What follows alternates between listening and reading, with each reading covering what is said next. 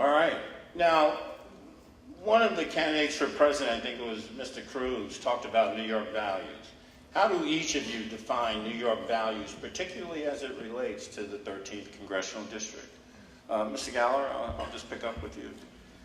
I think New York values are faith-based to start with. I know a lot of people have faith in this district. I know a lot of people. I know Susan. I know, I'm sending my children to Catholic school. I'm a Catholic. I'm a believer. And I believe that New York values in this. There's Jewish people. There's Hindu people. There's Muslim people. There's every race, creed, color, religion. There's atheists. There's everybody. Those beliefs that we have, we share. Whether or not they are agreed upon, we share them. We share a commitment to discussion, to the Constitution that we believe in. And I believe that our values are values that led, it is called the Empire State. It's not called the wilting state. It's not called anything else. It's the Empire State. And as Hillary said the other day, it's Excelsior is our motto. It's ever upward. We are striving. It's a striving place. It's a city of 8 million strivers, every one of us. I know people are striving. It's hard. It's not easy. It's difficult. It's crowded. It's smelly. It's noisy. It's all the things that we know. But it's great. All right. All right. So as we move off this topic, let me just ask, because it means something in terms of when you're in Congress, all of you will be freshmen, when you're there, which committee do you... He was the only one who answered the values. Oh, I'm sorry. I wasn't last, sorry. I was first on that. That's right. All right. I'm sorry. Mr. Powell. Well, thank you. Yes, I believe the values that we hold near and dear in this state are the best ones in the country. We are the Empire State, if no small number of reasons. The Excelsior motto, as one of my proponents just mentioned.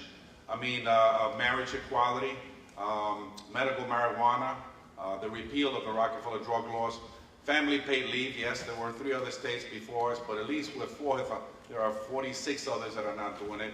And we became the second state, if you will, to pass a $15 an hour minimum wage. California passed it for the entire state.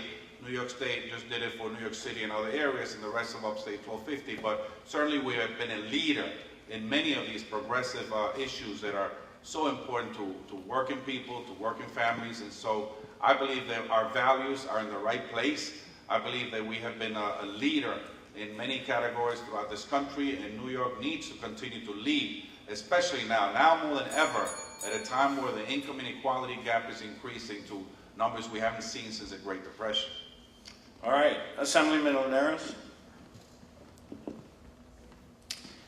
I believe that the greatest strength that we have in our city and in this district and across this country is our diversity. When I came as an immigrant, I was invited to a table of decision making as a Dominican in a community that was proud to see one of their own in a table of decision making. But it was the Puerto Ricans and the African Americans and others, Cubans and Jewish and other diverse group that came before and fought very hard. It was that majority that sent me. And when I landed as a first, I knew that to make my community proud, I needed to earn it, all of the other communities. This country has become great because wave and wave of people from throughout have come and put everything on the line to make this place what it is today. We have to keep that moving forward. All right, Mr. Williams. New York Values is about inclusion, which is part of the reason we've been seeing people come to this great city for generations. New York Values is about diversity-wise, which is the reason why we see people here from all over the world. Almost every language in the world is spoken here in New York City. New York City is about strength, which is what we saw this city go through when we had to tackle 9/11. And New York Values is about leading, not following. And the thing that's so sad about someone like Donald Trump, who was originally born and raised here in New York City, he's taken all the things that have made our city great and tried to use them against us, this country. And we cannot allow that. And part of the reason why all of us, I think, are running for this congressional seat and doing what we think is important for our communities because we want to see better than what we see today from people like Donald Trump. All right. I think I got everybody on values. Oh. I'm just trying to jump past you, Ambassador. I'm sorry, Ambassador Cook. All right, thank you. I'm a native New Yorker, born 2 blocks from here, Sydenham Hospital. And so I've grown up knowing that New York City is a city of faith, as Michael talked about.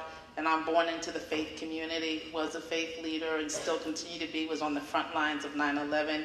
I know that we also believe in family, whether that's working families, whether that's trying to put a meal on the table, but we believe in families, whatever that structure is, single parent, 2 parents, all of us living in one home because we just came here, and our city has values in terms of fortitude. We are strong.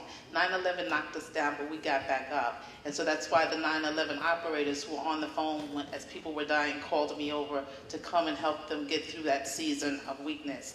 We have fortitude. We believe in ethnicities and languages and diversity of every culture because we are one. That's why I have formed Pro-Voice, Pro-Boss movement for women to bring Black and Latino women together because the last election for this particular seat had people fighting each other. We are a strong city that brings people together.